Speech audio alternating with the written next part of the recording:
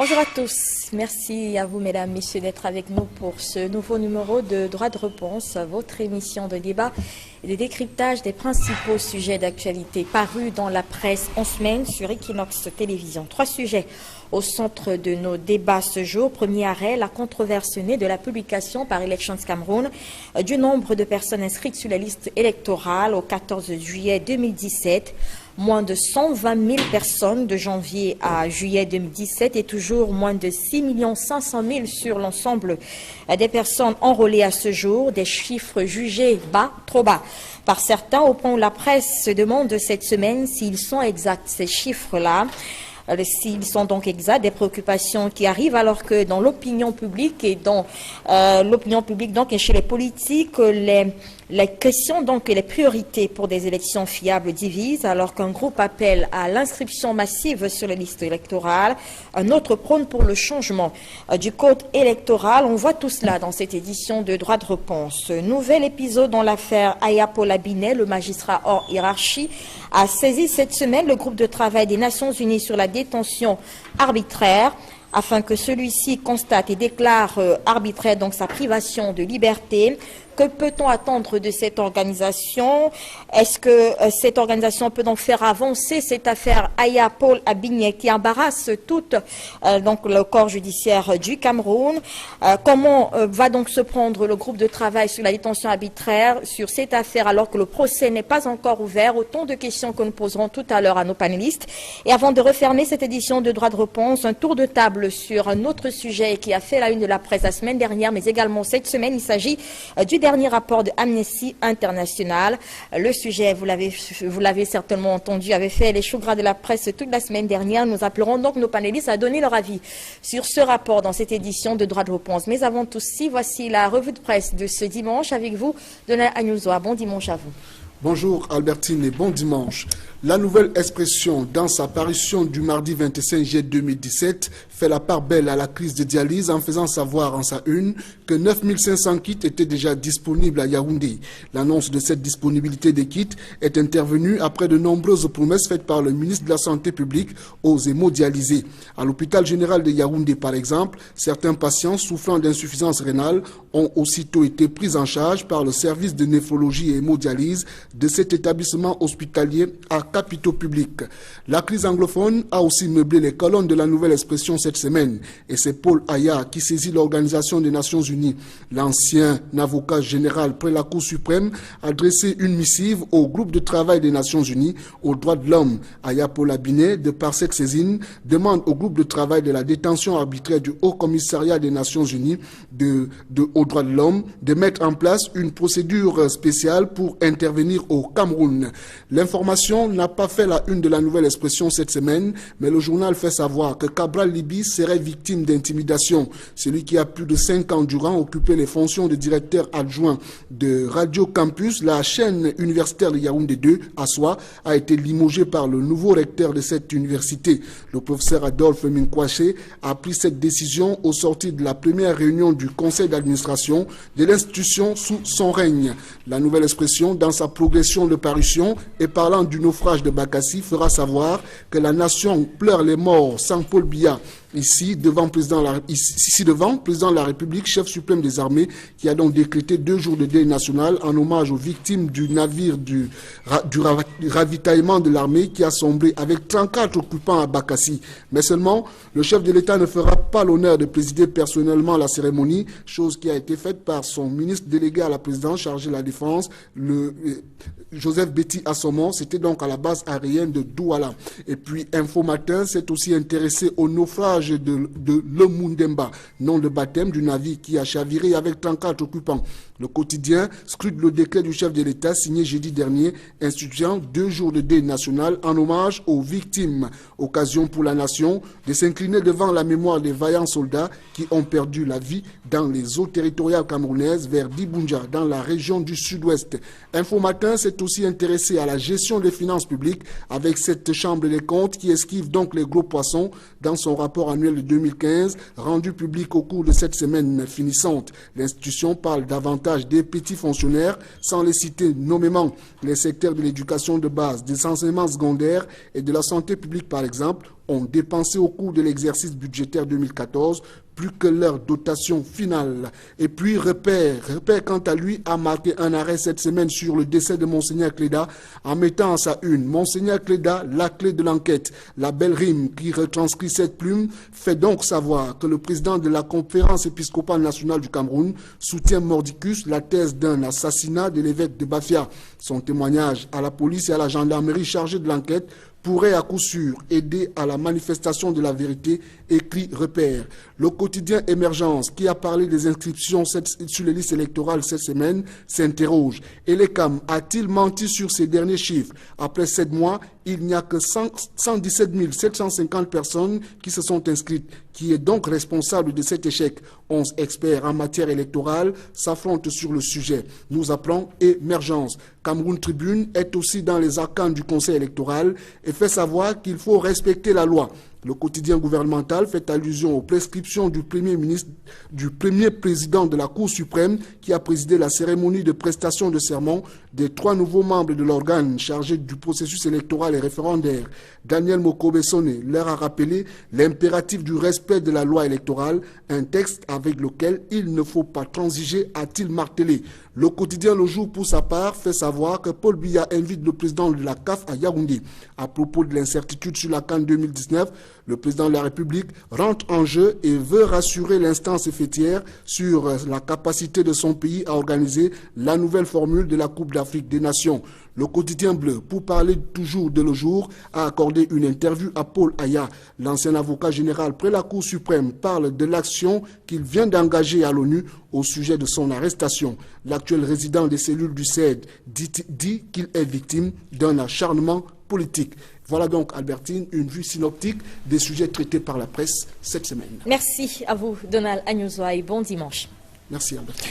Alors, nous allons découvrir le panel qui nous accompagne pour cette édition de Droit de réponse. Nous avons l'honneur et le plaisir d'avoir ce dimanche l'honorable Marlise Dolabel. Bonjour et bienvenue sur notre plateau. Bonjour et merci de m'avoir convié. Vous êtes député à l'Assemblée nationale et militant du RDP. C'est bien cela. Hilaire Zipan, bienvenue sur notre plateau. Bon dimanche à vous. Merci de l'invitation que vous faites pour moi. Bon dimanche à tous les téléspectateurs de la télévision Equinox. Alors, vous êtes responsable de la communication du mouvement progressiste. C'est exact. Et vous êtes également conseiller municipal à Douala, la commune d'arrondissement de Douala Premier. C'est exact également. Célestin Jamen, bon dimanche à vous et bienvenue sur notre plateau.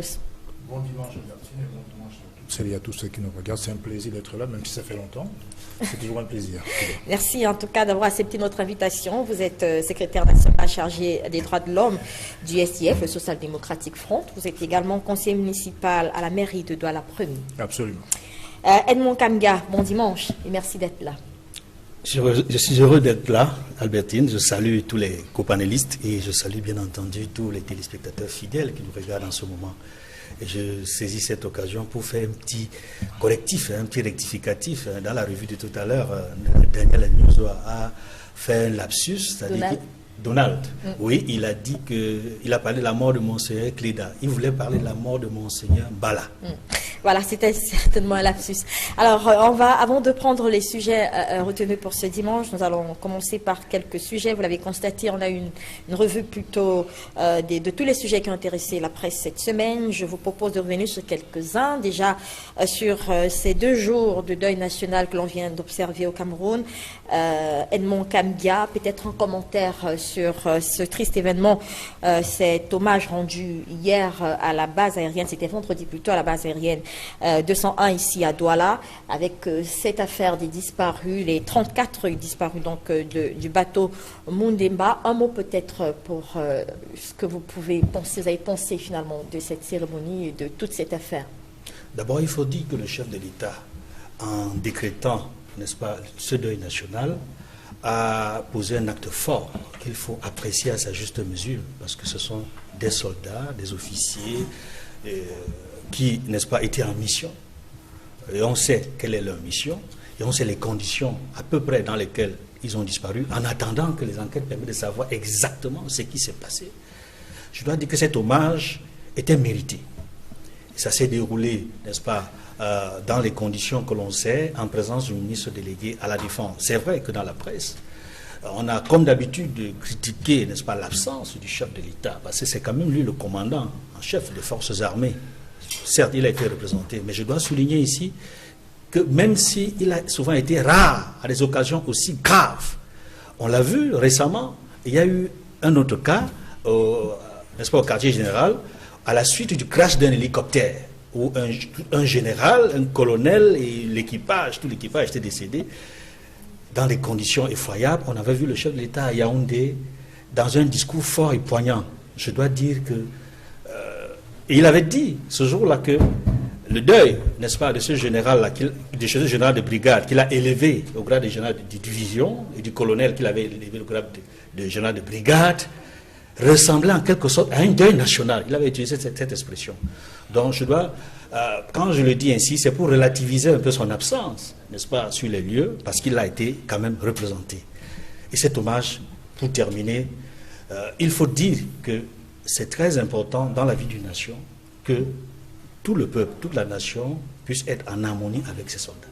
Hommage mérité pour vous également, Célestin N'Djamène, et même si on n'a pas eu la présence physique du chef de l'État, on peut dire que c'était un hommage qui a été fait comme il le fallait, selon vous? Bien, il faut déjà rendre hommage à nos soldats et militaires qui, chaque jour, risquent leur vie pour protéger la nôtre. Et je pense qu'en matière de symboles, le monde politique est un monde de représentation symbolique. M. Biya, me semble-t-il, est au Cameroun. Je ne vois pas, en termes de symboles forts, ce n'est pas le deuil national qui compte. Qu'est-ce qui l'empêche physiquement d'être présent? C'est la question qu'on s'est toujours posée. Pourquoi évite-t-il tant d'être sur le théâtre des réalités quand il le faut? Il y a des pays au monde moins importants que le nôtre. Quand un seul soldat tombe, le chef de l'État est présent sur les lieux. C'est l'hommage à la nation. C'est un symbole puissant. Alors, envoyer son ministre de la Défense, je veux bien. Mais qu'est-ce qui véritablement peut empêcher un chef d'État d'être présent sur le lieu? Donc en vérité, je crois que M. Biya a sorti cette histoire de deuil national pour essayer d'épater la galerie, mais en vérité, ce n'est pas très consistant, ce n'est pas sérieux de la part d'un chef d'État. Il faut du respect pour nos soldats et nos militaires. Il est apparemment le chef des armées selon la Constitution, mais quand un soldat tombe sur le champ d'honneur, il doit être physiquement présent. Donc il est incompréhensible qu'un chef d'État puisse être absent quand un soldat est enterré. Il faut lui rendre hommage. Et le meilleur symbole, c'est le chef de l'État. Honorable Marlise Bell. Oui, d'abord, je voudrais, comme mes prédécesseurs, m'incliner devant ces valeureux enfants qui ont été victimes du navire qui a fait naufrage au large de Dibuncha, qu'ils aient choisi cette profession, ce métier par nécessité ou par vocation.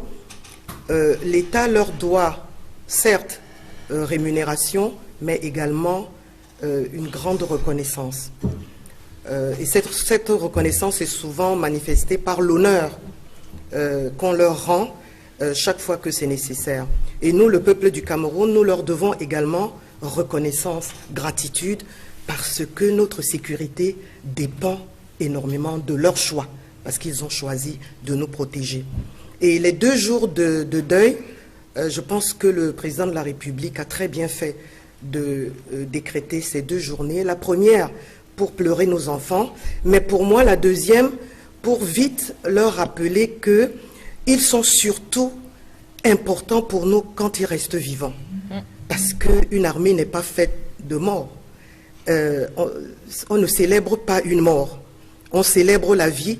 Et pour cela, ils doivent comprendre que les normes de sécurité, les standards en matière de sécurité sont extrêmement importants. C'est la première parade qui leur est disponible pour nous défendre. Ils commencent par se défendre eux-mêmes, en se mettant à l'abri de toutes sortes de dangers, en attendant que l'adversité vienne Donc, à mes enfants qui sont vivants et qui ont choisi de nous défendre, je leur dis de faire très attention, d'avoir une sorte j'allais dire, d'être maniaque quand il s'agit de sécurité, de respecter toutes les consignes qui leur sont données, de manière à ce qu'on s'assure qu'ils le seront vivants longtemps autant qu'ils sont là pour nous défendre. Ce serait une autre question pour vous, Hilaire Zipan. C'est également notre actualité. Désolé de ne pas vous faire réagir sur les 2 jours de deuil national que l'on a observé au Cameroun, mais il y a une autre actualité qui vous concerne également, puisque vous êtes également le secteur des transports. Alors, la plateforme syndicat des professionnels du transport routier estime à 175 milliards de francs CFA le chiffre d'affaires annuel réalisé par les opérateurs du transport, par camion surtout. Cependant, cette organisation soutient que 45% quand même de ce chiffre d'affaires, soit 75,6 milliards, échappent aux professionnels de cette activité. Comment est-ce qu'on peut comprendre cela? D'abord, je voulais dire un mot à l'endroit de nos soldats, dire très simplement que le chef des armées a choisi de communier comme ça avec les troupes sur cet hommage. Je pense que le mal est là. On ne va pas faire la polémique sur le sort de nos vaillants soldats. On leur rend une reconnaissance dans leurs tâches quotidiennes. Maintenant, s'agissant de la question qui me semble tout à fait intéressante, c'est que vous êtes sans ignorer que le Cameroun est rentré immédiatement en crise depuis celle de 2006, où nous avons atteint le point d'achèvement. Mais il s'avère que le gouvernement recherche fortement des niches pour pouvoir relancer notre croissance. Vous savez que Boko Haram demande un peu trop, et il y a d'autres secteurs. Et nous qui sommes dans le secteur transport, nous avons constaté qu'il y a une connivence réelle entre l'application des dispositions légales et certaines multinationales qui existent sur le territoire camerounais. Pour être très court, pour que les téléspectateurs de quoi il s'agit, il y a une loi de 2001 qui organise les transporteurs professionnels. Il y a une loi qui favorise l'investissement au Cameroun. Il y a une autre loi qui encadre la distribution. Mais ces différentes lois sont tout à fait très claires. Quand vous exercez l'activité de transporteur professionnel, vous avez des taxes et des droits à payer. La curiosité que nous avons, c'est que le gouvernement camerounais recherche into facto beaucoup d'argent. Et elle va trouver des stratagèmes pour augmenter certainement la taxe communale qui passe de 200 francs à 600 francs. On demande au même de payer. Et ça, c'est ce qui est embêtant. Et là, donc, fort du fait que nous, syndicalistes, nous avons décrié depuis un bon bout, nous avons constaté que dans ce secteur, il y a un dumping qui est complètement fait avec la connivence des membres du gouvernement. Pour être encore plus précis, vous ne pouvez pas produire et transporter en même temps. Dès lors que vous encaissez 1 franc, vous exercez le métier de transporteur. Mais vous constatez, je ne vais pas les citer dans la cimenterie, je ne vais pas les citer dans la boisson, je ne vais pas les citer également dans d'autres secteurs. Et cela fait perdre à l'État du Cameroun 75 milliards taxés à 19,5% de TVA. Autrement dit, l'État perd à peu près 15 milliards tous les ans de TVA non collectés, faute par elle-même d'aller chercher de l'argent auprès de ceux qui devraient en principe les payer. Et c'est pour cela que la plateforme syndicale, donc il y a à peu près 8, nous avons donc posé cette problématique-là à l'endroit du ministre des Transports, à l'endroit du Premier ministre et à l'endroit du Parlement, pour dire qu'on ne peut pas continuer à demander aux mêmes de faire les efforts. L'impôt sur les sociétés n'est pas payé par cette société-là, les taxes également, les assurances, les vignettes, et cela plombe l'activité parce qu'aujourd'hui, les étrangers sont rentrés dans ce secteur.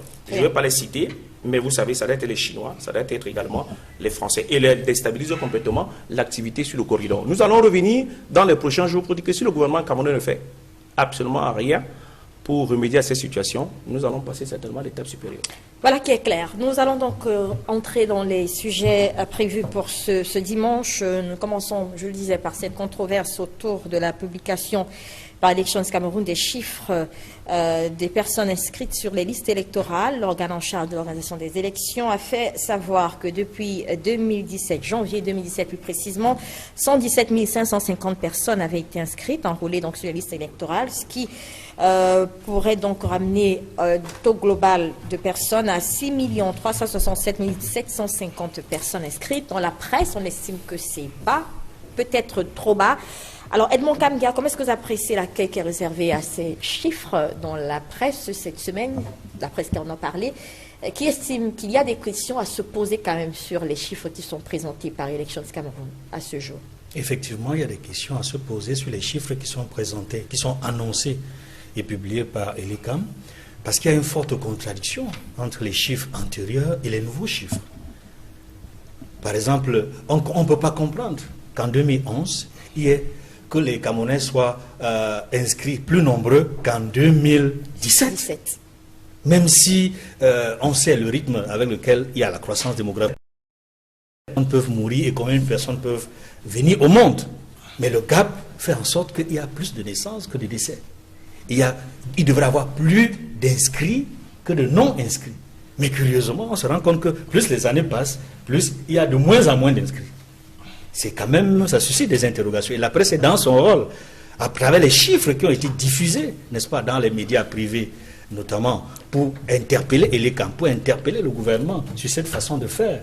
Parce que n'oublions pas que c'est un enjeu important, le chiffre, c'est-à-dire que le nombre des inscrits dans une élection, c'est un enjeu important.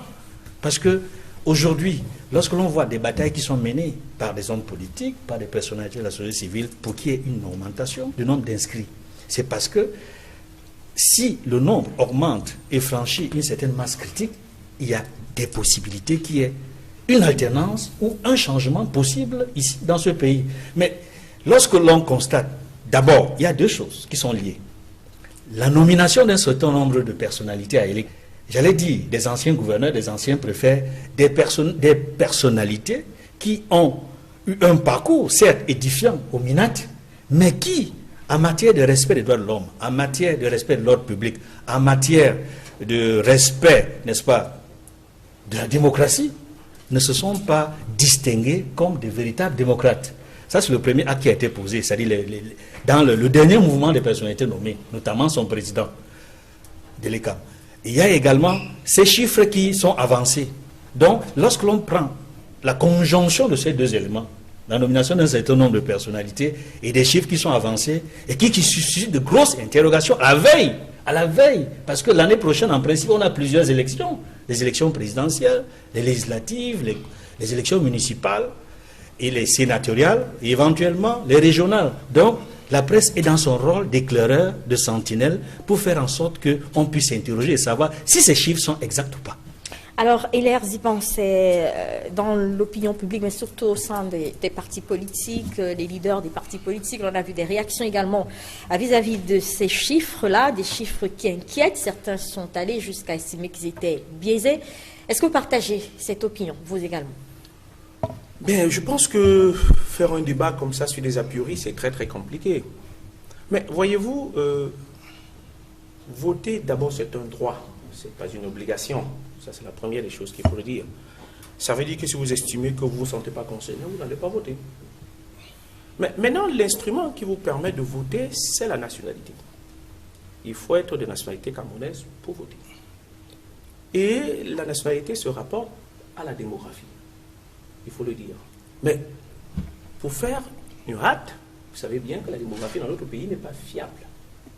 Cela décourage complètement et déstructure même la gestion même globale du pays.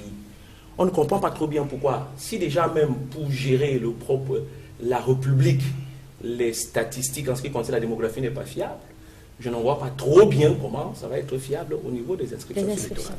Surtout que lorsque l'on parcourt l'histoire dans notre pays, que vous partez de Rudolf, bien entendu de Oumniobé, pour ceux qui ont un peu fait l'histoire du Cameroun, mais il a perdu des élections. On sait très bien dans quelles conditions il avait perdu les élections, pourtant toute sa popularité. Quand vous voyez les élections de 92, vous voyez le contentieux qui en est sorti. Quand vous voyez celle de 2013. Donc, il faut dire qu'il y a plus ou moins des avancées. Il y a parfois des avancées, il y a des reculades. Mais la difficulté vient du fait qu'aujourd'hui, pourquoi le débat naît?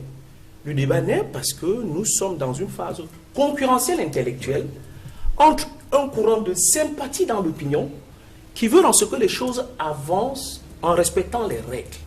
Et ce courant de sympathie rencontre certainement des blocages pour les structures militantes, cette fois-là, des partis politiques. Je dis bien globalement des partis politiques, c'est-à-dire que ceux du pouvoir et ceux de l'opposition.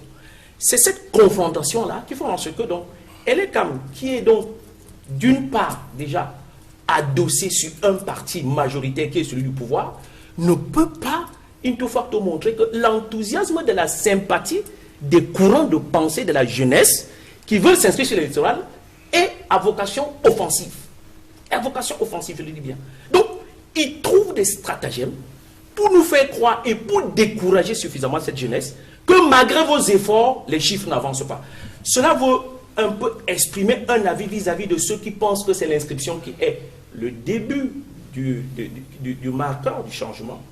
et de ceux qui pensent que non, c'est les structures militantes qui décident du marqueur. Ça va être tout à fait le débat, parce que c'est un débat juridique, un débat de vérité, un débat financier et un débat de conservation de pouvoir. Donc, je pense que tout à l'heure, nous allons revenir là-dessus, pour que vous compreniez bien ce miante-là. C'est-à-dire que la jeunesse camerounaise a pris conscience qu'elle est en capacité de pouvoir changer les choses normalement comme cela se doit. On les oppose en disant donc ce n'est pas possible. Vous voyez que malgré votre enthousiasme, les chiffres n'avancent pas. Pour résumer un peu, vous êtes un peu d'accord donc avec ceux qui pensent que les chiffres ne représentent pas véritablement. Je viens de vous le démontrer que ce n'est pas parce que je ne suis pas d'accord. Je vous prends encore un exemple pour que vous compreniez, pour que les téléspectateurs comprennent très bien. Si tant est que l'EDCAM est l'instrument qui détermine la météo, le thermomètre de notre élection, elle n'en demeure pas moins qu'elle a des textes obsolètes. Je vous prends encore un autre cas plus simple.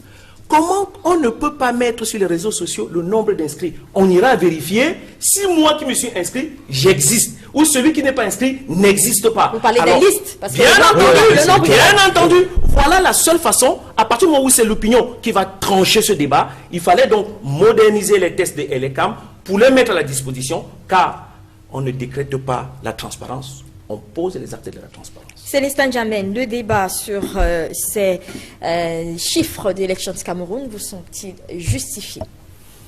Bien, d'abord, je voudrais rassurer mon ami Edmond Kamgia qu'il y a une refonte du code électoral en 2012, quelques semaines avant les municipales législatives de 2013. En 2011, il y avait des anciens chiffres.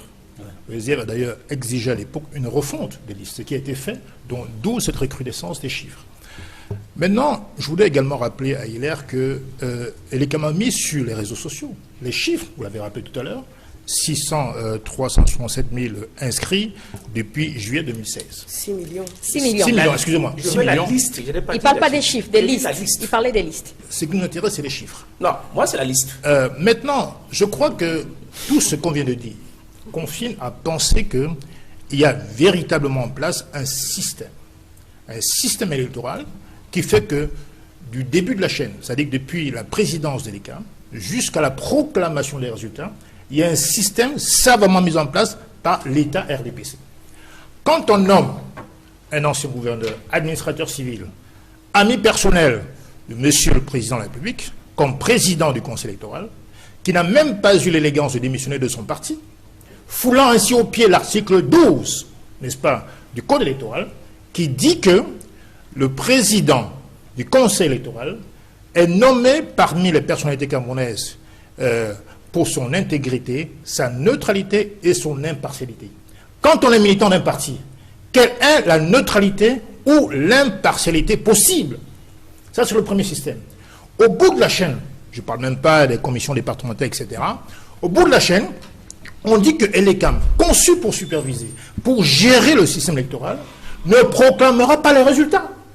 On le confie plutôt à un magistrat qui est payé, nommé, renouvelé et révoqué par le président national d'un parti en compétition. Voyons que la boucle est bouclée. Donc on s'amuse à vouloir s'enfoncer dans le gouffre, dans cette escroquerie morale et intellectuelle qu'est les inscriptions massives. Parce qu'en vérité, quand le système est huilé, et l'EDCAM, par ce système informatique, peut parfaitement mettre en place des algorithmes dans les ordinateurs qui publient à la hausse ou à la baisse les chiffres qu'ils veulent pour la mission qu'ils se sont destinés. Donc il n'y a pas de surprise à avoir. Donc c'est la raison pour laquelle je me tue à chaque instant à dénoncer d'abord les règles du jeu, c'est-à-dire le système. On ne peut pas venir se pleurer alors même qu'on sait bien que quand on participe à ce type de mascarade, de simulacre électoral, dont les promoteurs même des inscriptions massives le disent eux-mêmes que c'est un simulacre. Alors, pourquoi donc ne pas tenir en compte cet élément majeur qui est le texte électoral? Donc pour vous... Moi, je dis simplement que, pour moi, il n'y a aucune surprise. Que les chiffres soient bons ou mauvais, c'est selon leur mission qu'ils sont mis en tête. Donc, rappelez-vous par exemple qu'en 2013, il y avait 5 437 000 électeurs en 2013. En 2015, on passe à 5 597 000, donc un différentiel d'environ 162 000. En septembre 2016, il y a 6 316 000. Il y a un toilettage du fichier, on passe à 6 250 000. Et au 31 décembre 2016, Nous sommes à 6 250 000. Et en juin 2017, on est à 6 237 000. Ça veut donc dire que de janvier 2017 à juin 2017, il n'y a eu que 117 000 inscrits. Exactement. Voilà dans les chiffres donnés par l'État. Que vous le vouliez ou non, ils le font selon la mission qui se sont tracés eux. Donc je reviens pour dire que le problème majeur, ce n'est pas forcément les inscriptions massives sur les listes électorales. J'ai toujours dit, on ne peut pas reprocher à un Camerounais de vouloir s'inscrire sur la liste. C'est même une vertu démocratique.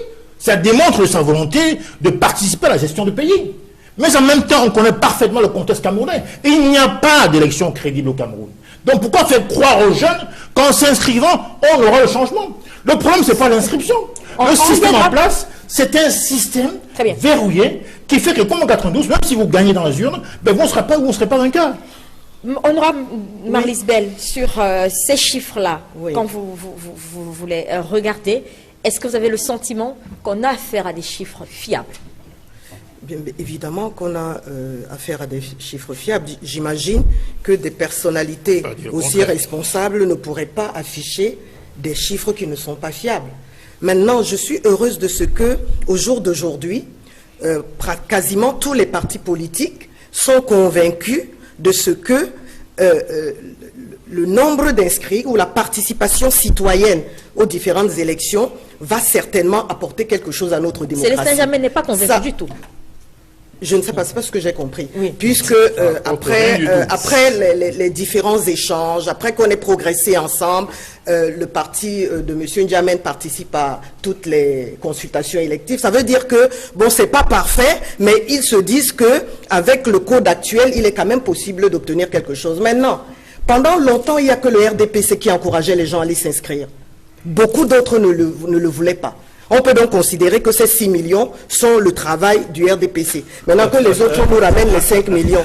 Et comme ça, nous serons 11 millions pour aller aux élections. Alors même si l'on considère que ces chiffres-là sont réels, 111 000 inscrits de janvier à juillet, 117 000, je voudrais dire, ça vous semble pas très peu quand même pour élections de Cameroun? J'ai pas les éléments d'évaluation. Il faut être factuel. Il faut, quand on déclare des choses, oui, non, je dis pas que le chiffre n'est pas bon. C'est elle qui me demande, est-ce que je crois que le chiffre n'est pas bon? Et moi, je dis, il est bas. Vous le trouvez pas très mal quand même pour mais je vais vous dire. À qui la faute si le RDP chaque fois que l'ECAM a rassemblé la société civile, les partis politiques, ce que j'ai entendu de manière récurrente, c'est que les gens ont du mal à trouver, j'allais dire, l'élément déclencheur d'une inscription, à savoir une carte d'identité.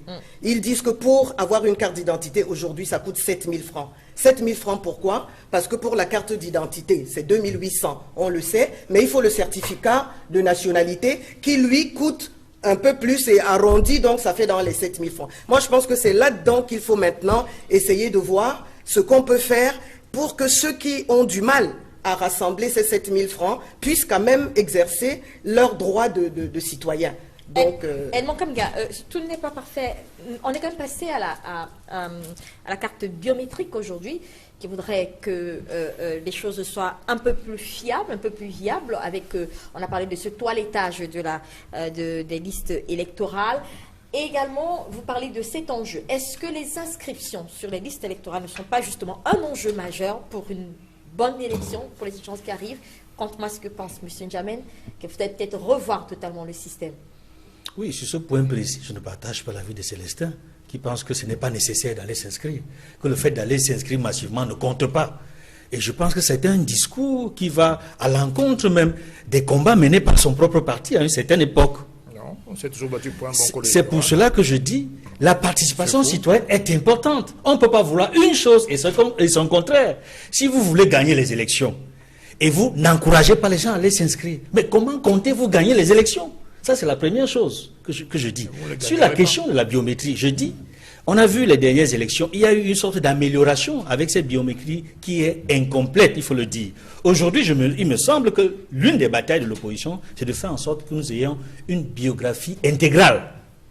Pour qu'on n'assiste plus à des situations où on ne peut pas s'assurer que celui dont le nom figure sur la liste est effectivement la même personne qui a voté au sortir de l'urne. Parce que dans les conditions actuelles, votre nom peut être affiché, quelqu'un peut voter avec votre nom et ressortir sans que ce soit vous, exactement, dans les conditions actuelles. Donc, il faudrait faire en sorte que celui-là, dont le nom figure sur la liste à l'entrée du bureau de vote, celui-là qui va voter, qui dépose ses empreintes, au sortir de tout le processus, soit la même personne qui figure sur sa carte biométrique. Donc là, c'est l'un je pense que c'est l'un des éléments importants pour les batailles à venir. En ce qui concerne le débat actuel, n'est-ce pas, sur les inscriptions, je me dis, vous savez, ça va dans tous les sens. Aujourd'hui, il y a des candidats qui se sont réveillés, enfin, des vrais faux candidats, je ne peux pas citer des noms, ça va dans tous les sens. Des gens se découvrent une vocation politique et demandent aux citoyens d'aller s'inscrire. Et on ne sait pas si à la fin, ils vont véritablement être candidats. Il y a des situations aussi où, là, ça concerne les vétérans de la politique, qui se rendent compte qu'il y a des jeunes qui rentrent dans la politique et qui ne veulent pas être émoussés par ce réveil de la jeunesse militante, citoyenne, et qui combattent les initiatives de la jeunesse. Je me dis, il y a quelque chose qui ne va pas dans ce pays.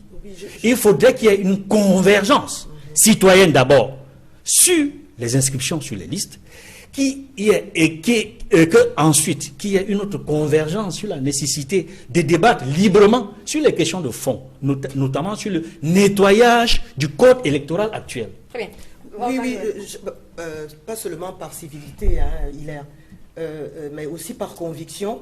Je pense que nous devons utiliser les outils de la modernité. Effectivement, je serais d'avis que l'ECAM produise en ligne la liste des inscrits. Je pense que ça peut être quelque chose d'important.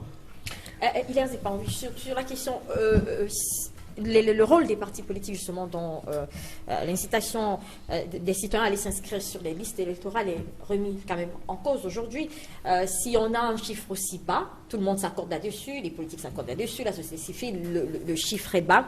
Ça veut dire que quelque part, on n'a pas fait assez, ils n'ont pas assez fait leur travail, les partis politiques. Je suis très embêté parce que quand un débat va dans tous les sens, on ne sait pas très bien. Voter, c'est un droit. Donc, et les gens ne vont voter que lorsqu'ils ont l'impression que tout est meilleur. Donc la loi électorale elle doit être un compromis pour tous les acteurs politiques. Personne ne doit dicter sa vision sur l'autre. Elle doit être un compromis. Je rappelle en passant que il y a des partis politiques comme la nôtre qui sont sur la scène depuis très longtemps. Il y a des nouveaux venus. Si nous ne nous balayons pas devant notre porte, nous les partis politiques anciens, nous n'allons pas faire avancer le débat. De quoi il s'agit? Il s'agit que, est-ce que l'inscription c'est le vote, c'est le nom, ou c'est celui qui vote? Ça est le débat fondamental. Est-ce qu'il s'agit de faire parler le nombre, ou est-ce qu'il s'agit de parler de quelqu'un? À mon avis, comme on ne décrète pas la clarté, si on met la liste électorale en ligne, là au moins on est certain, les gens diront c'est bas ou c'est haut. Et on dira tu es inscrit ou tu n'es pas inscrit. D'abord ça c'est le débat, ça évacue ce premier débat. De ce deuxième débat, il faut dire que la loi en elle-même, elle n'est pas parfaite. Mais il y a des responsabilités à l'intérieur de la loi. Il y a les responsabilités du parti au pouvoir, il y a les responsabilités de l'opposition. Je vous prends un cas très simple. Toute nomination à l'ECAM fait l'objet de consultation des partis représentés à l'Assemblée. Est-ce que la nomination, les 3 dernières nominations, ont fait l'objet des consultations des partis représentés à l'Assemblée? Question. Je pense que les partis représentés à l'Assemblée sont sur le plateau. Ils peuvent nous dire. Alors, si on n'explique pas à appliquer les dispositions légales primaires, c'est très difficile de donner les leçons aux autres. Mais non, on peut tout expliquer, hein, mais on ne peut pas tout justifier. Ouais. Qu'est-ce que nous voulons au vrai sens? Nous voulons que l'ensemble de nos concitoyens participent au vote pour choisir librement ceux qui doivent les diriger. C'est de ça qu'il s'agit. Il s'agit que nous demandons à cette jeunesse nouvelle de venir s'inscrire sur les listes. Et nous les proposons, certainement partis politiques ou leaders, que nous avons la capacité d'encadrer leur vote. Là encore, un autre débat. Donc si on fait l'amalgame de l'inscription et du contexte et de la manière où les élections vont se passer, on va se... Maintenant, chacun est libre d'aller ou de ne pas aller. Mais, je parle au nom de l'opposition. l'opposition tire sa faiblesse dans son incapacité à se regrouper. Et en principe, comme l'opposition est dans l'incapacité de se regrouper, on peut dégager les responsabilités à l'intérieur de l'opposition. Nous sommes ici deux partis politiques de l'opposition. On parle, Malick Bel parle de son RDPC avec sa majorité, comme il veut. Mais il s'agit qu'à l'opposition, il n'y a pas de passerelle entre les partis représentés à l'Assemblée, ceux qui ne sont pas représentés à l'Assemblée, les partis qui sont dans les communes et ceux qui ne sont pas dans les communes. Et à ce moment-là, une fois que le cambouis est bas, tout le monde pense qu'il a la capacité d'aller être candidat à l'élection présidentielle. Vous ne pouvez pas le lui enlever son intention ou son envie, parce qu'on ne paye pas pour rêver. On ne paye pas pour rêver. Comme on ne paye pas pour rêver, il pense qu'il peut. Et donc, par conséquent, chacun a un programme, et il y a des programmes très courts. Mais je voudrais relater aux téléspectateurs une scène très importante, et beaucoup plus à mon endroit, mon ami Djamel. En 92, pour mémoire, l'élection du premier parti de l'opposition, ou du candidat de l'opposition, s'est fait dans une unité. On appelait ça la coordination des partis politiques, qui s'est déclinée en l'union pour le changement. Et dont le président des campagnes s'appelait Victorien Amébiereux, qui n'était pas du Yézi. Deuxième élément. L'éclatement de l'opposition s'est fait subséquemment dès 1996. Une fois que les partis ont dit on ira tous ces élections et on va vérifier le poids de chacun. Elle était certes des élections de mascarade, mais ça a permis à des partis politiques d'avoir des députés, des conseillers municipaux, des mairies. D'où vient-il qu'aujourd'hui, cette unité est bâclée en brèche pour que tout le monde mette l'énergie pour dire que si on change de système, à ce moment-là, les gens vont aller s'inscrire. De grâce, Djaben, il n'y a aucun système électoral parfait. Tout se déroule dans la dynamique et dans la capacité. Et je crois, tu te contredis, et je le dis, non, je le dis, tout est dans la capacité à pouvoir gagner M. Biya dans une dynamique de l'opposition. Et en 92, M. Biya a été gagné et on était dans les capacités de pouvoir fédérer et de pouvoir conquérir cette victoire. Voilà de quoi il s'agit. D'abord, je voulais rappeler une chose. Au Cameroun, on a cru devoir instaurer un système biométrique en 2012. Il n'y a pas au Cameroun, à l'heure où on parle, de système biométrique. C'est un mensonge d'État. Comment ça? Un système biométrique suppose qu'il y ait un lecteur biométrique. C'est-à-dire que quand vous venez, comme l'a rappelé d'ailleurs de manière indirecte Edmond tout à l'heure, quand vous venez le jour du vote, vous introduisez votre carte magnétique, enfin biométrique, dans un lecteur qui vérifie si c'est vous ou pas. C'est des données biométriques, physiologiques. Donc ça n'existe pas. Du coup, le système est capable de générer des fausses cartes biométriques et distribuer à qui qu'il veut pour venir voter. Par ailleurs, il y a également un système qui consiste à dissuader les gens d'aller retirer leur carte électorale. Ce qui fait que, par exemple, aujourd'hui dans le Sud, il y a environ 40 000 cartes qui ne sont pas retirées, dans le littoral, 25 000 cartes non retirées.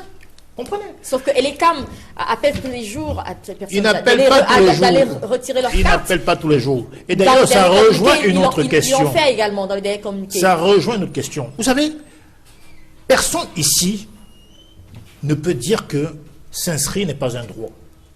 Je n'ai jamais dit qu'il ne faut pas s'inscrire. Je dis simplement qu'il ne faut pas poser la charrue avant les bœufs. On ne peut pas chercher le suspect quand on n'a pas établi l'infraction. Suivez mon regard, monseigneur Benoît Mbala. Il faut établir s'il y a noyade, assassinat ou crime, par exemple, pour chercher le suspect d'abord. Quand vous savez que le système est défectueux, on ne peut pas dire à la fois le système électoral doit être un compromis. Ça veut dire qu'une entente entre toutes les couches sociales de la nation, et en même temps dire qu'aucun système n'est parfait. Non, ça n'a pas de sens. Je pense que si l'un est plus important que l'autre, on doit commencer à construire une maison non pas par le toit, mais par les fondations. Donc je dis, si vous mettez de l'eau dans un vase qui est percé, vous allez finir un peu comme Camerco à mettre de l'argent dans un gouffre. Ça ne sert strictement à rien. Pas que je sois contre le droit de s'inscrire. Je dis simplement que le jour où il faudra proclamer ces résultats-là, eh bien, M. Biya mettra en mission son salarié, qui sera le premier président de la Cour suprême, pour proclamer les résultats. En 92 d'ailleurs, Hilaire Zipan fait bien de le relever. Le chairman John Founi, candidat du SDF, avait le soutien de Samuel Lebois et de M. Amenem Dido, qui n'était pas de ténor en termes de poids électoral de la société politique camerounaise. Je rappelle que les caciques étaient candidats. Bello Bouba, Adamoundam, etc. Donc le chairman était un quasi-candidat unique. Mais ça n'était pas le candidat unique de l'opposition. Et d'ailleurs, rappelez-vous en 92, alors même que le système de fraude n'était pas huilé, ni redouté, M. Biya et ces gens ont pu renverser la vapeur. Alors que dans les urnes, le candidat de l'opposition avait gagné. Alors, mais laissez-moi vous relancer. Oui. Ne pas appeler les gens à aller s'inscrire massivement sur les listes électorales est différent d'être réticent. Vous semblez réticent justement à tout ce qui est mené comme action pour appeler les jeunes à s'inscrire sur les listes électorales. Vous n'êtes pas tout simplement opposé, mais vous êtes semblé réticent. Je dis simplement qu'il faut regarder, quand on est un homme politique, moi je considère que la politique c'est un engagement sur des valeurs, pas simplement une lutte sur une année 2018. La plupart de ceux qui veulent qu'on y aille, c'est les gens qui sont candidats, ils veulent protéger leur siège. Ils ne veulent pas le changement du sort général des Camerounais, ils veulent préserver le siège à l'Assemblée ou au Sénat. Donc, en vérité, ce qui se passe, c'est qu'aujourd'hui au Cameroun, il est question de ne plus répéter les mêmes erreurs. Parce qu'en vérité, si on continue à dire que le système électoral est bon, qu'il faut s'inscrire massivement, M. Biya peut vous donner... Je termine en disant qu'on peut vous donner 15 millions, 20 millions d'inscrits. Mais vous ne gagnerez pas, même si vous gagnez. Même si vous gagnez. Donc arrêtez de berner les Camerounais. Cette histoire de 15-11 millions, c'est une fumisterie et c'est une escroquerie intellectuelle. On y arrive. Vous avez la parole. Oui, non, j'ai bien compris. En fait, le SDF n'ira pas aux élections.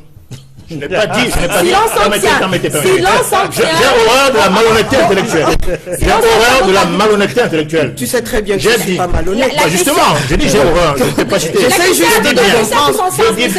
Je dis bien simplement que je n'ai pas dit ici que le SDF n'ira pas aux élections. C'est parce que justement nous sommes dans les institutions qu'on a pu avoir ONEL 1, ONEL 2 et ELECOM. C'est parce que nous y sommes. Mais pour continuer à dénoncer, non pas comme une date butoir où Nyoba a habité toute sa vie. Alors, il n'a jamais eu d'indépendance. Si vous allez aller aux élections, ce ne serait pas judicieux pour vous d'avoir plus d'inscrits sur Je dis simplement qu'il faut continuer d'abord en premier à lutter pour le système électoral. On ne peut pas imaginer qu'un match Cameroun-Maroc avec un arbitre marocain, etc. Je ne vais pas me mêler de la stratégie au sein de l'opposition. Vous comprenez bien cela. Oui. Ce que je voudrais juste comprendre, puisque nous sommes des collègues, nous sommes dans le même métier, hommes et femmes politiques, je voudrais juste comprendre, est-ce que oui ou non le SDF ira aux élections? Si le SDF va aux élections, il faut qu'il commence à se préparer stratégiquement, parce que de toute façon, on n'a pas besoin de leçons du RDPC pour faire quoi que ce soit. Vous auriez intérêt, parce que jusqu'à maintenant vous vous êtes tellement planté, vous vous êtes tellement planté qu'il faut que vous soyez soutenu. Et l'intégrité morale au Cameroun quand même. Non, Madame Honorable Marie, je vous respecte beaucoup. Moi aussi. Donc maintenant, répondez-moi, est-ce que vous s'afficher à donner des leçons de morale politique au SDF? Quand même pas. Donc je suis en train de dire que dans ce pays, il faut arrêter de berner les gens. Est-ce que le SDF ira aux élections? A mis en place un système qui fait que d'année électorale en année électorale, on ne gagnera jamais. Pourquoi? Pas parce qu'il est trop fort. À la parole, monsieur Djamel. Allez-y, honorable. Vous avez la parole, je vous en prie. Ok. Je reprends la parole pour dire que nous sommes tous des adultes ici. Le monde n'est pas fait de noir et de blanc. C'est généralement une succession de gris. Et à un moment donné, on peut se dire que cette teinte de gris me convient, donc je joue. Est-ce que la teinte de gris d'aujourd'hui convient au SDF? Et est-ce que le SDF est prêt à jouer? Si oui, ça veut dire que vous ne pouvez pas décourager la population à s'inscrire. Parce qu'on aura tous besoin de cet électorat. Alors, c'est pour ça que votre prise de parole, votre position est ambiguë. On n'est pas ambigu du tout. Ah d'accord, excusez-moi alors. Donc, on n'est pas du tout ambigu. Je pense que c'est un droit, on l'a rappelé ici sur ce plateau. Il faut que les téléspectateurs comprennent que le droit n'est pas la vérité. Le droit, c'est une norme sociétale que les gens à un moment se sont donnés pour organiser soit un scrutin, soit le vivre ensemble. À partir du moment où j'ai dit ça, on serait toujours dans un droit qui peut être débattable. On serait toujours dans un droit qu'on doit améliorer. C'est pour ça que j'ai dit, c'est le compromis. Ce compromis, on doit le rechercher en permanence. J'ai sauté d'emblée en entrant en disant que si on a un débat fondamental, N'Djamène et moi, sur est-ce que c'est les chiffres qui font problème ou est-ce que c'est la liste qui fait problème. Moi, je dis, si on publie les listes, on a déjà commencé à résoudre le problème au départ. Ça va encourager les autres à y aller. Je rappelle en passant que quand vous avez votre liste sur la liste électorale et que vous connaissez votre bureau de vote, vous pouvez vous mobiliser le jour du bureau de vote. Et nous avons vu un peu précédemment comment l'ELEC en fonctionne. D'abord, on vous enregistre. On ne vous donne pas de carte. Il y a une autre commission qui vient distribuer les cartes. Donc, si on va encourager les gens à plus de clarté, on vous enregistre, on vous donne immédiatement votre carte. Voilà. Tout à fait. Deuxième élément. Ouais. Troisième chose, nous avons dit, le jour du scrutin, ça ne sert à rien de venir empiler les cartes devant la porte. Une fois que vous savez, à partir du moment où aujourd'hui, la plupart des jeunes ou la plupart des Camerounais ont accès à Internet, il saura son bureau de vote avant. Il ne viendra pas chercher le bureau de vote. Parce que il est dit dans la loi électorale qu'on doit afficher la liste 48 heures avant. Mais le jour du scrutin, c'est à ce moment-là qu'on affiche la liste. Parce que sur votre carte d'électeur, il n'y a pas votre je veux dire, le numéro du matricule qui vous permet de voter. Donc vous découvrez ça le même jour. Donc on peut améliorer cela. L'améliorer veut dire simplement que on tombe d'accord, nous les acteurs politiques, voici la meilleure façon de le faire. Mais les intérêts particuliers construisent les stratégies à l'intérieur de l'opposition. Et ces mêmes intérêts particuliers construisent les intérêts à l'intérieur du RDPC. Je prends un exemple que les téléspectateurs comprennent. Prenez le RDPC. Pour la plupart des dinosaures, ils sont 7, 8, 9, 10 mandats. Pour ne dire que le très grand honorable. Il est au 10e mandat d'élu. Je pense que Malice Douala-Bel qui est là va solliciter un autre mandat. Et il en va de même pour le SIF. Il y a des députés au SIF qui sont au 4e, voire au 5e mandat. Il y a des gens qui en ont fait de la politique une profession. Ce n'est plus une fonction. Donc, à partir de là, les intérêts particuliers font en ce que... Monsieur Diamé, non, monsieur Diamé, laissez-moi que je termine. Ça veut dire que monsieur Diamé, vous pouvez développer tous les discours, mais le SIF ira aux élections. Je voulais dire aux téléspectateurs que le SIF va développer tous les discours, mais le SIF ira. Et je rappelle en passant, laissez que je termine, monsieur Diamé, j'ai la parole. Je n'ai pas dit ça. Nous avons vu ici, à une certaine période, le chairman nous dit d'aller même pas s'inscrire sur les listes électorales. Et en moins de 2 semaines, nous a dit, allez vous inscrire, parce qu'il voulait aller aux élections. On a vu dans le même temps, dans ce mariage, laissez que je termine, on a vu dans un mariage incestueux entre le SIF et le RDPC. Voire pour la région de l'Ouest, où l'UDC avait le plus grand nombre de conseillers municipaux, mais elle n'a pas pu gagner la sénatoriale.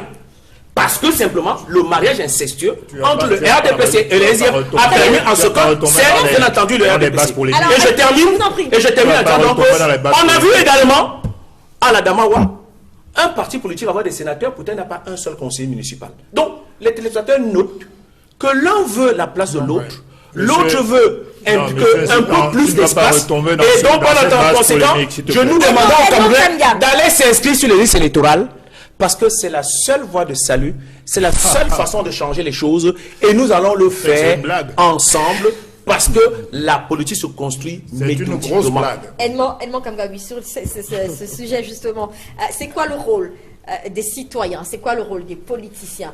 Est-ce que les citoyens, leur rôle, c'est pas de s'inscrire? Les politiciens maintenant, c'est Saint-Germain, changer les codes électoraux. Qu'est-ce qu'on dit à cette jeunesse qui va aller voter? Allez vous inscrire sur les D'aller s'inscrire sur les listes électorales? Non, le discours citoyen recommande que l'on invite les jeunes qui ont atteint l'âge électoral d'aller s'inscrire massivement sur les listes électorales et de voter. Et non seulement de voter, mais d'être là jusqu'à la fin du vote, de contrôler leur vote, de s'assurer que on va prendre en compte le vote au soir de la clôture du bureau. Ça, c'est pour le citoyen ordinaire. Maintenant, l'autre partie concerne les militants des partis politiques. D'accompagner le processus jusqu'aux commissions communales, départementales, régionales et jusqu'au niveau national. Chacun a son rôle. Mais le premier rôle concernant le citoyen, c'est d'être inscrit. Si vous n'êtes pas inscrit, vous n'existez pas. Vous n'existez pas. Vous ne pouvez pas voter. Vous n'existez pas sur le plan électoral. Il faut s'inscrire. C'est un discours, c'est un discours citoyen. Je vous dis, c'est une recommandation qui a du sens. C'est important pour tous les jeunes qui ont atteint l'âge électoral d'aller s'inscrire sur les listes électorales. On ne peut pas donner un discours contraire à celui-là. On n'a pas besoin d'être militant de parti politique pour le dire. J'ai dit c'est un discours citoyen d'abord. Et ce qui est important, ça il faut le relever avant que je termine, c'est que à ces citoyens qu'on demande d'aller s'inscrire, nous ne leur demandons pas de voter pour tel ou tel parti, pour tel ou tel candidat. Librement, le moment venu, vous allez choisir le parti ou le candidat pour lequel vous vous sentez proche des convictions. Mais est-ce que vous avez l'impression quand même que Célestin Djamel relève quelque chose? Il faut enregistrer pour qu'on évalue l'abstention. On ne peut pas évaluer pour s'inscrire également. Si vous n'êtes pas inscrit. Je vous en prie, pour s'inscrire, il faut faire confiance à l'organe qui a la charge de ces élections. Est-ce que ce n'est pas une raison? Est-ce que ce n'est pas pour cela que les gens rechignent justement à aller s'inscrire sur la liste électorale? Est-ce que les gens n'ont pas l'impression que ceux qui vont gérer ces listes-là, ceux qui gèrent justement tout ça, mais si c'est le RDPC et le SDF que j'ai la parole, je termine tout en reconnaissant que les lois actuelles qui organisent l'ECA ne sont pas bonnes. Bien sûr. Ne sont pas bonnes du tout. Parce que j'ai dit, et je l'ai toujours dit sur ce plateau, que nous devons parvenir soit à la Commission électorale nationale indépendante, soit à ELECAM 3. Quand j'entends par ELECAM 3, non seulement qu'il y ait une véritable participation électorale nationale indépendante, soit à ELECAM 3. Quand j'entends par ELECAM 3, non seulement qu'il y ait une véritable participation de la société civile, on a vu aux dernières nominations que le RDPC a remplacé même ce qui restait de la société civile.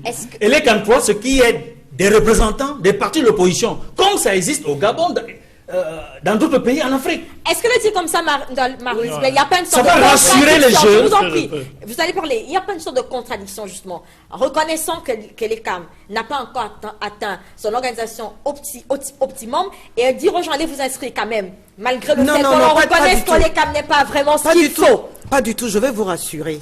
Aller s'inscrire, c'est de se mettre en position de pouvoir faire. Oui. Ça veut dire que si à la dernière minute, vous n'êtes pas satisfait de la règle qui régit tout cela, vous n'allez pas. Et donc, vous serez compté parmi, dans le pourcentage de l'abstention. Mais si vous n'êtes pas inscrit, on ne vous connaît même pas. Vous n'allez même pas être... Vous n'avez aucune action, vous n'existez pas, vous n'êtes pas un citoyen. Donc, dans tous les cas, le préalable, c'est l'inscription. Maintenant, le combat que tous les acteurs politiques doivent mener pour que le consensus devienne meilleur, ce combat-là doit être mené. Personne ne dit qu'il ne doit pas être mené. Si on est passé de ELECAM 1 à ELECAM 2, on peut passer à ELECAM 3. On va bien sortir le sujet. D'accord. Ok. Et à la dernière réunion qui s'est tenue à Daïdo, que ELECAM a tenue pour notre département, je pense qu'il a été clair que beaucoup d'hommes politiques ont des attentes. Et ces attentes ont été exprimées. Et je pense que ELECAM a pris note. Et que ce n'est pas pour jouer qu'ils étaient là. Donc il faut faire confiance à l'avancement, même s'il n'est pas aussi rapide que le souhaiterait notre ami M. N'Djamène, mais l'avancement est là. Et la possibilité d'aller de mieux en mieux existe. Mais encourager les gens à aller s'inscrire. C'est le premier discours, la première recommandation. Maintenant, le RDPC a fait ses 6 millions. Battez-vous pour les 5 millions qui restent. C'est ça, jamais. Je crois qu'il faut en rire plutôt que de pleurer, de ce que vient de dire honorable Marlise. En fait, c'est pour amuser la galerie. Voyez-vous, oui, on est assez coutumier. Oui, mais parce que c'est simple. Pour faire les 6 millions, comment le RDPC a procédé? Le RDPC a commencé d'abord par dire que la carte d'identité était gratuite. Et donc a permis, en croyant que ceux qui se sont inscrits là, c'était son électorat. Mais malgré ce score, malgré cette inscription-là, le RDPC a été battu. Très bien. Allez-y, M. Saint-James. A été battu où? À quelle élection? Albertine. Mais elle est battue, si elle est battue quelque part, elle est battue. Je vous en prie. Mais alors ça veut dire que la démocratie existe? Non, ça veut dire que la démocratie avance. Elle avance, d'accord, elle avance, je suis d'accord. Nous sommes des présidents pour qu'elle avance plus. Je vous en prie, Célestin Djamel. Il y a une énorme contradiction sur ce plateau, je suis désolé de le dire, concernant les postures. Albertine Bichaga, est-ce que vous investirez dans une compagnie aérienne qui est toujours en retard, dont les avions sont toujours en panne, qui ne respecte pas son personnel, qui n'inspire aucune confiance? Est-ce que vous investirez dans cette compagnie-là, même s'il est de notoriété qu'il faut mettre beaucoup d'argent dans une compagnie aérienne? La réponse, évidemment, à mon sens, est non. On ne peut pas investir sur les inscriptions massives, sachant bien que les résultats finaux seront ceux qui ont toujours été et ce que veut le système. Il y a deux choses. Soit la loi électorale est centrale, est primordiale, et dans ce cas-là, on exige d'abord que les règles du jeu soient établies de manière équitable et consensuelle. Si on l'a rappelé à plusieurs reprises, c'est essentiel pour moi. Ou on considère qu'elle est secondaire, et dans ce cas-là, on se dit, bon, ben, de toute façon, allons-y quand même, allons conquérir nos sièges. Mais dans ce cas-là, ne dites pas qu'en tant qu'acteur politique, vous voulez le changement. Ils veulent peut-être une amélioration des sièges, peut-être passer les 18 députés à 24 ou à 26, peut-être, je suis d'accord. Mais pour changer l'ordre des choses, c'est-à-dire que renverser le système, contre lequel je me bats depuis des lustres, c'est impossible avec cette loi électorale. Vous imaginez un peu que, avant 2017, vous croyez que c'est les animaux qui votaient? Les gens étaient inscrits. C'est les êtres humains qui votaient. Et M. Biya a été battu, dans les urnes en tout cas, avec le peu d'inscrits qu'il y avait. Qu'est-ce qu'on vient nous raconter aujourd'hui qu'il faut davantage d'inscrits pour gagner? C'est une telle fumisterie que je n'arrive même pas à comprendre que les Camerounais vivant au Cameroun puissent penser cela. Ayez 20 millions d'inscrits. Je vous assure que le dépendant Moulet 2018 vous dira que je lis ce que je vois et qu'il va proclamer son employeur vainqueur. Donc ils ne veulent pas le changement. Ils veulent une amélioration de leur pourcentage à l'Assemblée nationale. Ça c'est clair. Maintenant je veux dire que, sur ce qu'a dit Lipan tout à l'heure, sur le discours du chairman, en 2013, on avait l'ancien fichier pour les sénatoriales, avant avril. Le chairman a dit, je ne sais pas si dans ces conditions on peut aller s'inscrire. Il n'a pas dit, n'allez pas vous inscrire. Il a exigé la refonte pour que les anciens conseils municipaux qui étaient majoritairement RDPC puissent se représenter au suffrage des Camerounais afin qu'on ait de nouveaux conseils municipaux. C'est ce qu'il avait dit.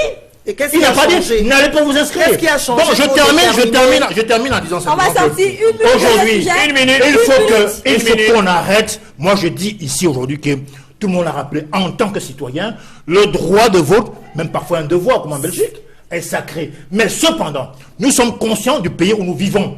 Nous savons qu'ici, le président du RDPC a mis tellement de milliards dans ce compte. Il a placé ce gens à tous les échelons que vous rêvez en couleur. Très bien. En pensant que M. Biya va vous donner la victoire en 2018, c'est du n'importe quoi. On sort rapidement. à la conclusion, 30 secondes. oui, bien Est-ce sûr. que vous êtes inscrit sur une À la liste conclusion, électorale, M. Diallo? à la secondes. conclusion, vous rêvez, ça ne veut pas dire que ce n'est pas le SIF qui rêve. Bien. Donc, les Camerounais prennent note que le SIF rêvez ne en rêve couleur. plus. Bien. Le SIF ne rêve plus. Non, j'ai pas dit ça. Conséquemment, donc, c'est le MP, tellement vous rêvez que vous êtes là où vous êtes. laissez-moi arrêter. Conséquemment, le SIF. Le SIF a encore des militants, Vous avez monsieur. 20 secondes, Permettez que je termine. Nous avons encore des militants. On termine, s'il vous plaît. Je permets. Permettez. Conséquemment, les téléspectateurs notent que passer de 43 députés à 18 députés, N'Djamène se parle à lui-même. En fait, il parle à sa formation politique. Il ne parle pas aux Camerounais. Je parle du système électoral. Laissez que je termine. Système. Oh non, bien entendu. Je dis que parler de 43 des partis de 43 députés à 18, N'Djamène se parle à lui-même. Ça veut dire que ce système, le SDF est victime de ce système. Pas du tout. On Mais est victime. curieusement, ce mariage incestueux Il n'y a pas de mariage incestueux. entre le RDPC et le SDF feront ce qu'il faut décourager l'ensemble des Camerounais. Très bien. Non, ne découragez pas la jeunesse, il faut aller Pour un parti s'inscrire. dirigé par Parce que l'ancien le parti. RDPC et le SDF n'ont plus qualité de développer un discours cohérent, conséquent. Merci. Deuxième sujet, Voilà. je vous en prie. L'autre sujet qui nous intéresse donc ce dimanche, c'est, je le disais, cet autre épisode dans l'affaire Aya Paul Abinet, le magistrat Oriachi, mis à la retraite lors du dernier conseil de la magistrature et détenu depuis le 21 janvier 2017, qui a saisi le groupe de travail de la détention arbitraire du Haut Commissariat des Nations Unies aux droits de l'homme cette semaine afin que celui-ci constate et déclare arbitraire sa privation de liberté. Edmond Kamga, quelle lecture vous faites de ce nouveau tournant dans le cadre de cette affaire assez délicate, je dirais? L'affaire Paul Aya Abinet, nous l'avons généralement dit sur ce plateau, connaissant les conditions, non seulement d'arrestation et de détention de ce haut magistrat hors hiérarchie. On sait que ça s'est passé en violation de la loi. L'arrestation, c'était en violation de la loi.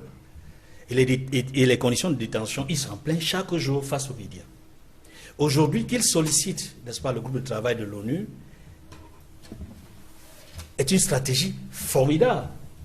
Parce que d'autres responsables politiques de ce pays qui ont été embastillés. Je citerai seulement 2 cas. Le cas Marafa, le cas Paul-Éric Nguyen. Cette structure-là leur a donné raison. Et je peux vous dire ici que le groupe de travail de l'ONU n'est pas une structure de complaisance. C'est une structure qui travaille sur la base du droit international. Avant de prendre une décision, le groupe de travail sollicite. C'est-à-dire qu'il y a ce qu'on appelle le principe de contradictoire. C'est-à-dire que chaque fois que le plaignant, celui qui a demandé, comme Paul Aya Abiné sollicite, demande que cette structure constate que sa privation de liberté est arbitraire, va interpeller le gouvernement camerounais, c'est-à-dire qu'il va se rapprocher du gouvernement camerounais pour demander la version du gouvernement camerounais par rapport à ce cas précis.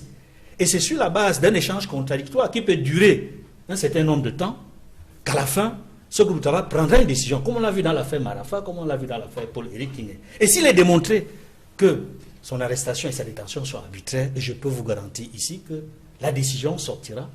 Et puis, si on s'en tient simplement, sans rentrer dans les détails de l'affaire, en considérant seulement les conditions de son arrestation, je peux vous dire que Paul Aya Abiné a trouvé une belle astuce, une bonne voie pour sortir de la situation dans laquelle il se trouve. Parce qu'au niveau interne, je vous assure, c'est kafkaïen, c'est complexe, c'est étrange. J'allais même dire que c'est absurde et incompréhensible pour un avocat général de la Cour suprême qu'on a fait partir en retraite dans les conditions que l'on sait. Ce n'est pas bon pour l'image du Cameroun à l'extérieur. Marie Dolabel, cette plainte à l'international vous semble-t-elle justifiée aujourd'hui? Comme introduction, je dirais que l'état de droit est une condition, j'allais dire, incontournable. Et c'est très précieux pour tous ceux qui, dans leur métier, puisque M. Paul Aya Abiné est un homme politique, dans l'exercice de notre métier de politicien, nous sommes et nous serons appelés régulièrement à prendre des positions qui peuvent ne pas plaire aux uns et aux autres. Et souvent, c'est l'exercice ou alors la réalité de cet état de droit qui protège les personnes ou les personnalités que nous sommes. Maintenant, c'est quand même un très grand magistrat qui connaît parfaitement le système et qui a eu lui-même à faire un certain nombre de choses. Maintenant, qu'il ait sollicité le groupe de travail, c'est un instrument de plus. C'est un homme armé, je veux dire que ce n'est pas un citoyen lambda qui ne sait pas par où commencer et par où finir. Il connaît toutes les armes qui sont à sa disposition. Il connaît exactement ce que lui-même a fait. Et bon, ce que moi je voudrais, c'est que le droit soit dit. Parce que quand le droit est dit, ça protège l'ensemble le pays d'un certain nombre de dérapages. Manifestement, le droit, il n'est pas dit à l'intérieur du pays. C'est pour ça qu'il fait recours à ce groupe de travail, à l'ONU. Qu'est-ce que vous en pensez? J'imagine qu'il a épuisé. J'espère qu'il a certainement commencé par le pays, par le gouvernement, à essayer peut-être de faire du lobbying, à essayer d'expliquer sa situation, etc. Peut-être que ça n'a pas prospéré. Et il s'est donc trouvé dans l'obligation d'aller chercher de l'aide ailleurs. Maintenant, je ne m'inquiète pas beaucoup de sa situation parce que c'est un homme politique, il sait ce qu'il faisait, il sait ce qu'il voulait. C'est un magistrat aussi, mais c'est d'abord un homme politique au jour d'aujourd'hui. Célestin Djamène, un magistrat hors hiérarchie qui fait quand même recours au groupe de travail au commissariat de l'ONU sur la détention arbitraire, la symbolique, elle est forte. Oui, c'est vrai que M. Paul Aya Abiné est magistrat, mais il a d'abord été un député du RDPC de la Magno. Vous savez tout le sort qu'il a subi quand il s'opposait à la modification de l'article 6.2 qui a valu au président de son parti, n'est-ce pas, de se reconduire indéfiniment et se pérenniser au pouvoir. Et il a créé son parti. Maintenant, il a été nommé haut magistrat à la Cour suprême. C'est pas n'importe qui, magistrat hors échelle. Donc protégé par l'immunité de fonction, s'il vous plaît. Or, ce magistrat hors échelle a été enlevé à son domicile par 6 hommes armés et cagoulés, dans une république qui se veut laïque, de droit, etc. Un haut magistrat enlevé chez lui, incarcéré depuis 200 jours, pratiquement 6 mois, sans inculpation. Bien sûr, la presse a parlé parfois de séparatistes, président du SINC, etc. Mais il n'y a pas d'inculpation officielle. Depuis 200 jours. Il a épuisé toutes les voies de recours internes, alors même qu'il est haut magistrat, donc protégé par son immunité. Rien. C'est donc la raison pour laquelle il a saisi l'ONU, le groupe de travail pour le droit de l'homme. Et je suis époustouflé de voir que dans un État, le chef de l'État, qui est président du CSM, le Conseil supérieur de la magistrature, puisse mettre à la retraite anticipée un magistrat d'à peine 74 ans, alors même qu'il y a des gens, des personnes plus âgées, dans le même corps que lui. C'est un acte politique. Ici, nous parlons de droit. Si les droits d'un haut magistrat sont aussi bafoués, que pensez-vous du reste? Ce qui est vrai du code électoral, du système, légalement, pour les opposants politiques. Et il faut défendre les valeurs. Nous sommes en politique pour défendre les valeurs que le RDPC a foulé au pied depuis belle lurette. Donc moi, je dis ici que M. Polaya a eu des malaises cardiaques à répétition. Il est malade en ce moment. C'est ses enfants qui ont saisi l'ONU. On espère bien que, comme dans le cas de Polirkio, dans le cas d'Abemoukon, perd son âme, il pourra, n'est-ce pas, infliger des sanctions concrètes à l'État du Cameroun. Alors, pour vous, c'était la seule option qui restait donc à ce magistrat? Mais bien sûr, puisque sur le plan interne, il a épuisé toutes les voies. Donc moi, je dis qu'aujourd'hui, il faut se battre sur les valeurs républicaines. Et pas simplement aller aux élections pour le plaisir d'y aller. C'est ça le problème du Cameroun. Aujourd'hui, les gens veulent gagner 1 million par mois, 1 million d'heures. Ils ne se soucient pas du sort des Camerounais. Voilà le problème. Et si on revient à l'histoire de 11 millions, 15 millions d'inscrits, c'est la même rengaine. C'est la même rengaine. Donc là, c'est pareil. Voilà un magistrat victime, n'est-ce pas, simplement de ses opinions. C'est intolérable. Il est Zipan. Non, je pense qu'il faut qu'on fasse très attention. Parce que l'identité remarquable de ce système dans sa communication, c'est généralement remplacer Pierre par Paul, si tant est que ça les sert. Lorsque M. Polaya était un haut magistrat, je pense qu'il a mis entre parenthèses sa carrière pour être député du RDPC. Par la suite, il a posé un certain nombre d'actes en tant que député de la nation qui n'étaient pas de nature à aller dans le sens de la majorité RDPC qui était très obèse. Nous ne comprenons pas trop bien pourquoi un seul député qui les échappait les embêtait tant. Un seul député. Je ne comprends pas trop bien. Maintenant, je continue en disant, dès lors, il a démissionné, il a créé un parti politique. C'est à ce titre, où je ne sais pas, en tenant compte de ce nouveau titre, qu'il a été nommé avocat général hors hiérarchie. Donc, on ne peut pas venir nous dire aujourd'hui qu'on ne savait pas très bien que c'était un magistrat adoubé d'une casquette politique. Je ne comprends pas trop bien l'analyse de Malice. Je ne comprends pas trop bien. Parce que c'est après qu'on l'a nommé. Donc par conséquent, on savait bien qu'il était un magistrat, mais qui était un homme politique. Et voyez-vous, voyez bien la duplicité qu'il y a. Vous êtes un homme politique, député, vous faites attention à votre carrière. Vous êtes un leader de parti, bien entendu, un homme politique, on vous nomme dans vos propres fonctions. On sait bien qu'il n'y aura pas d'étanchéité dans vos actes au quotidien. Dès lors que vous êtes une opinion, dès lors que vous êtes un leader d'opinion, de société, quand vous êtes un homme politique. Et un leader de droit, ou du moins un juge de droit lorsque vous êtes magistrat. Donc, c'était difficile pour lui de faire l'équilibre entre les deux. Donc, très vite, le RDPC, dans sa stratégie habituelle, son subrepticement à habiller les situations très complexes, a trouvé que Polaya est arrêté ici sous le prisme d'un homme politique. Mais que le chef de l'État agit en le mettant en retard sous le prisme de l'avocat.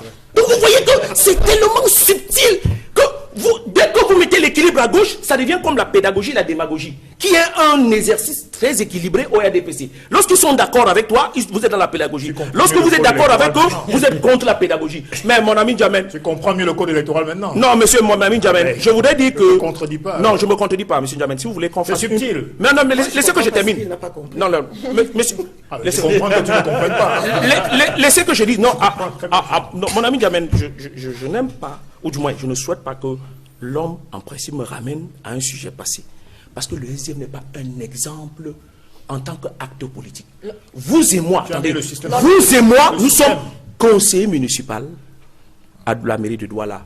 Premier, on n'a qu'à regarder nos actes d'élection, nos actes de vote pour savoir celui qui est plus opposant ou celui qui fait le plus opposition que l'autre. On peut le voir, et le moment du bilan viendra, vous verrez que le mariage est incestueux entre le RDPC et le SIF, on n'en a plus besoin. Que ce soit le RDPC, que ce soit le SIF, on n'en a plus besoin.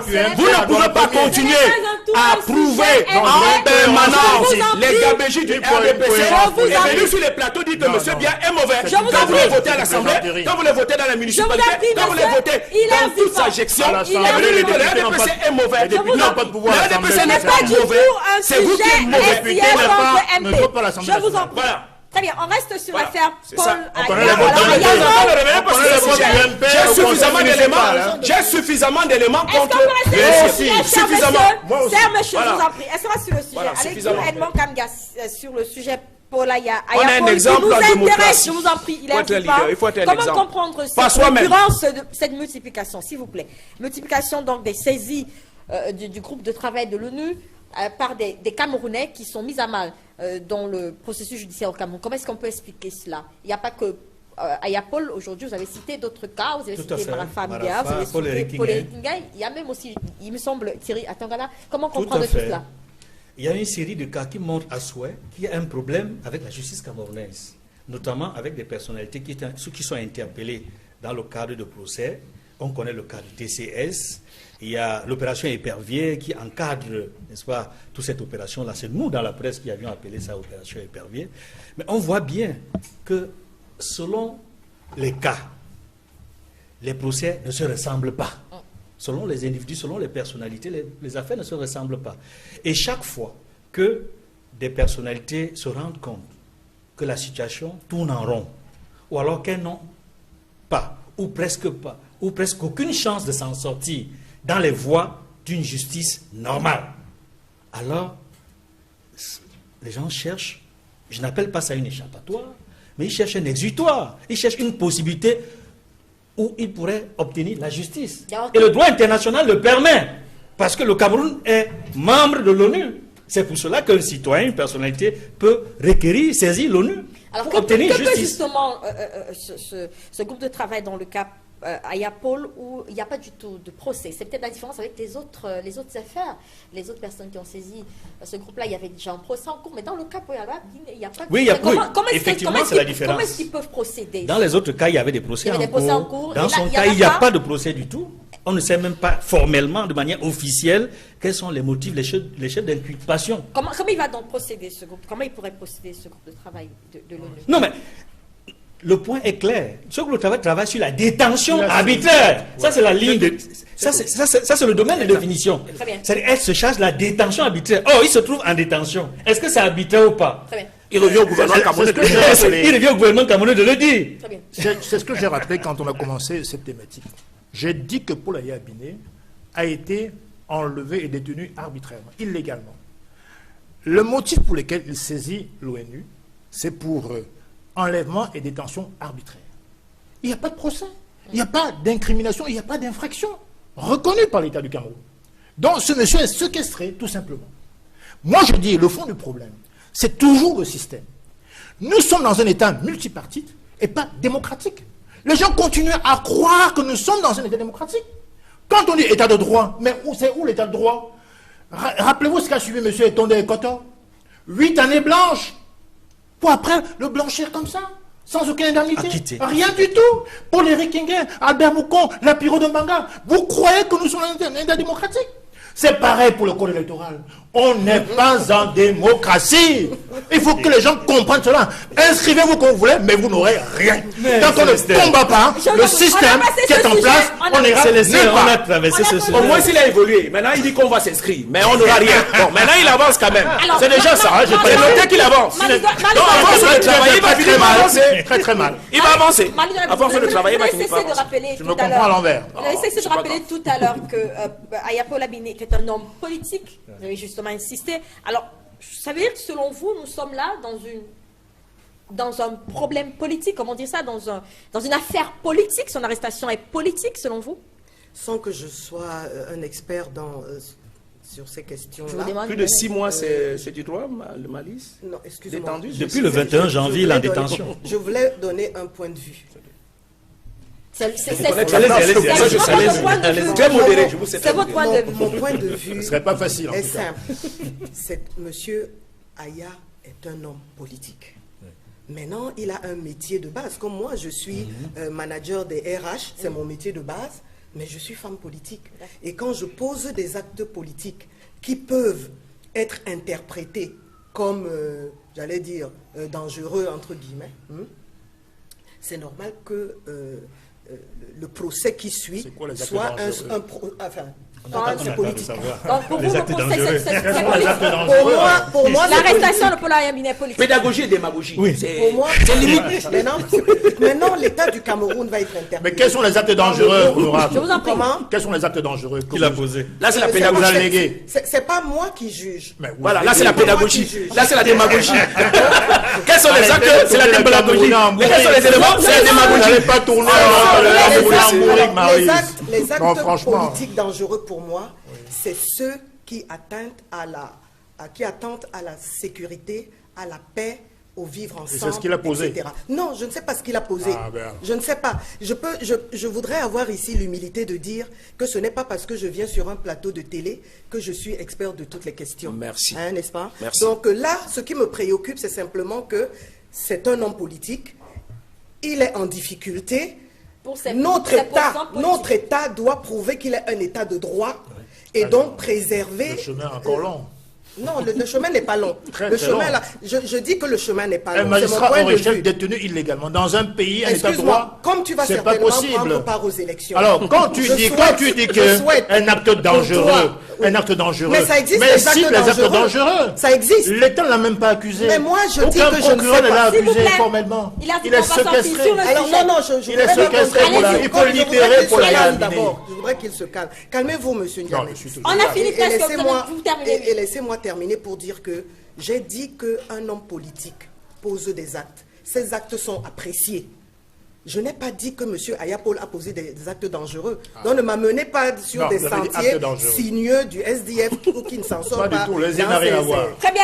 Malheureusement, on arguments va arrêter cette bizarres. émission-là. On aurait dû continuer, mais on me fait signe que le temps qui nous est imparti. Oh, arrive c'est à sa- pourquoi on n'a à pas sa- parlé des salaires. À sa fin, on aura d'autres débats pour parler des salaires et toutes les autres questions qu'on n'a pas pu aborder.